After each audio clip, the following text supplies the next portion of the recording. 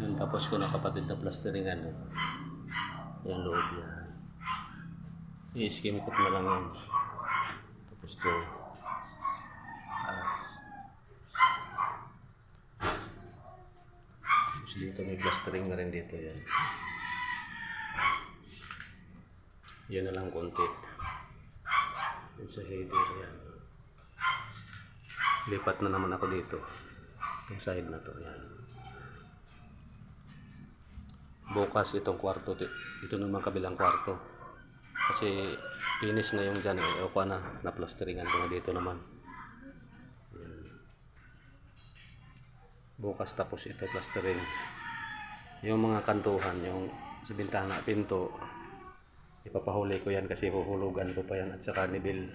Kailangan na sa nibilasyon yun. I-skim coat na lang to kapatid yan. May kunti pa kung halo na natira yun para dito sa labas.